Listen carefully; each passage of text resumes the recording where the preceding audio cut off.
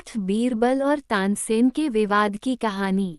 बादशाह अकबर के नवरत्नों में से दो रत्न तानसेन और बीरबल में एक दिन विवाद छिड़ गया। विवाद का विषय दोनों द्वारा स्वयं को एक दूसरे से गुण ही बताना था। विवाद की खबर जब बादशाह अकबर तक पहुंची तो उन्होंने दोनों को अपने पास बुलाया और कहा, तुम दोनों का विवाद यदि आपस में नहीं सुलझ रहा तो तुम्हें किसी को मध्यस्थ बनाकर उनसे अपने विवाद का निपटारा करवाना चाहिए। अकबर की बात सुनकर बीरबल बोले, जहां पनाह, आपकी बात से हम दोनों इस बात पर सहमत है, किंतु दुविधा ये है कि हम मध्यस्थ बनाए किसे। कृपया आप ही कोई मध्यस्थ सुझा दें।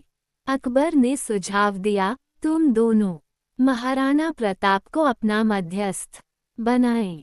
बीरबल और तानसेन दोनों महाराणा प्रताप को अपना मध्यस्थ बनाने तैयार हो गए। अगले दिन दोनों उनके पास पहुँचे। वहां पहुंचकर गायनाचार्य तानसेन ने तुरंत अपनी रागनी छेड़ दी।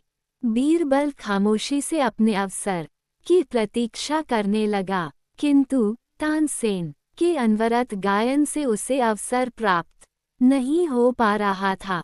जब उसने देखा कि तानसेन अपनी गायन विद्या से महाराणा प्रताप को मोहित कर बाजी मार लेना चाहता है, तो उसने तानसेन को बीच में टोकते हुए राणा से कहा, राणा जी, हम दोनों एक साथ शाही दरबार से चलकर आपको मध्यस्थ बनाने यहाँ आए हैं।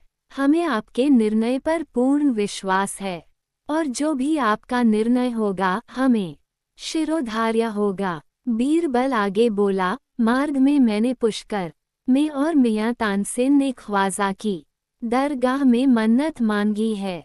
मैंने मन्नत मांगी है कि यदि मैं आपके दरबार से मानपत्र प्राप्त कर लौटूंगा तो 100 गायें ब्राह्मणों को दान करूंगा। मियाँ तानसेन ने मन्नत मांगी है कि यदि वे आपसे मानपत्र प्राप्त कर लौटेंगे तो 100 गायों की कुर्बानी देंगे।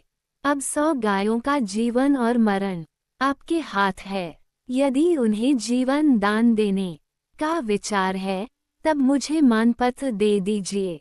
महाराणा प्रताप गायों का वध कैसे होने देते। गायें उन्हें माता तुल्य और पूजनीय थी, इसलिए उन्होंने बीरबल को मानपत्र देते हुए अकबर को संदेश भिजवाया। बीरबल बड़ा नीतिज्ञ है, उसकी जितनी बड़ाई की जाए कम है। इस प्रकार तानसेन और बीरबल के विवाद में बीरबल ने अपनी अक्लमंदी से विजय प्राप्त कर ली।